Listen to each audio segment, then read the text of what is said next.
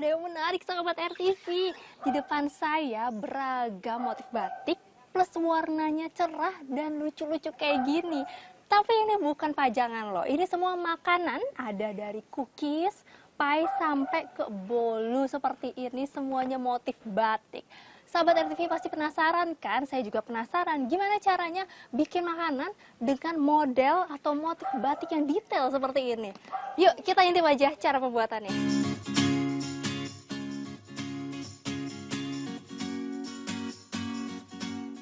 Biasanya motif batik Nusantara terukir indah di atas kain dan baju saja ya. Tapi kini cantiknya motif batik juga bisa disajikan di aneka makanan yang enak loh sahabat, seperti aneka kue batik ini. Nah hari ini saya mau ajak sahabat nih belajar bikin bolu batik yang cantik bersama dengan sang ahli, Chef Mety. Untuk membuat bolu gulung batik ini ada 2 tahap sahabat. Pertama kita akan membuat motif batiknya terlebih dahulu dengan bahan-bahan bubuk vanila, garam, baking powder, mentega, maizena, telur, gula, emulsifer, tepung terigu, dan pewarna makanan. Langkah pertama, mixer semua bahan dari telur, gula, maizena, tepung terigu, dan emulsifer. Lalu tambahkan susu cair, kocok lagi hingga semua bahan mengembang dan halus. Untuk membuat garis dasar motif, kita sisihkan adonan yang belum diwarnai atau putih seperti ini. Lalu lanjut membuat warna berikutnya dengan menggunakan pewarna makanan. Kita hanya membutuhkan 1 hingga 2 tetes saja ya. Untuk membuat motif batiknya, kita harus membuat polanya dulu di atas kertas nih sahabat. Dan dilapisi dengan kertas roti seperti ini. Lalu diberi garis dasar mengikuti gambar polanya dengan adonan berwarna putih. Dan terakhir diwarnai dengan adonan warna-warni. Keterampilan gitu aja sama bagaimana memilih warna. Karena terus terang kalau untuk batik itu pasti yang menjadi daya tarik kan warna ya. Gitu, selain rasanya. Tuh lihat sahabat, lucu banget kan? Warnanya juga cerah-cerah. Kalau sudah dilukis batik seperti ini, waktunya adonan dikukus selama 3 menit hingga 5 menit. Oh iya, membuat bolu batik ini disarankan dikukus saja ya sahabat, dan jangan dipanggang. Tujuannya agar warna dari batik ini terlihat lebih cerah saat matang nanti. Sembari menunggu motif batiknya matang, kita lanjut adonan bolu dasarnya yuk.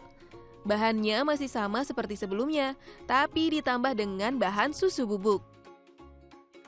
Pertama, mixer telur dan emulsifer dengan kecepatan rendah, lalu masukkan gula secara bertahap. Masukkan juga mentega yang sudah dilelehkan. Lalu masukkan bahan kering yang terdiri dari tepung terigu, maizena, susu bubuk, vanili, dan garam. Mixer hingga adonan mengembang dan kental. Nah, motif batik yang sudah matang tadi didinginkan di suhu ruang. Kemudian kita lapisi dengan adonan bolu dasar hingga merata. Kukus kembali selama 15 hingga 18 menit.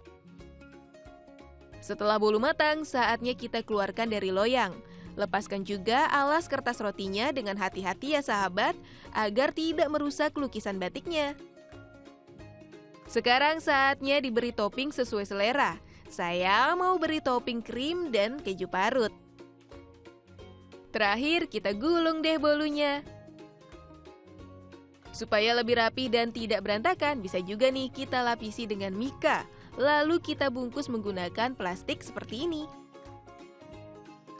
Nah, sudah jadi deh bolu gulung batik Nusantara buatan saya dan Chef Mety. Cantik kan warna-warni dari batiknya? Bolu ini juga cocok banget dijadikan hantaran untuk orang tersayang. Ternyata sahabat, melestarikan budaya batik itu bukan hanya lewat kain atau lewat baju saja seperti ini, tapi juga bisa berupa makanan menjadi kue batik.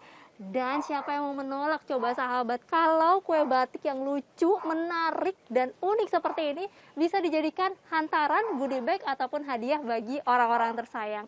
Dari Pamulang, Tangerang Selatan, Valencia Triksi, Sri Rizky, dan Rahaja Mutiara, RTV.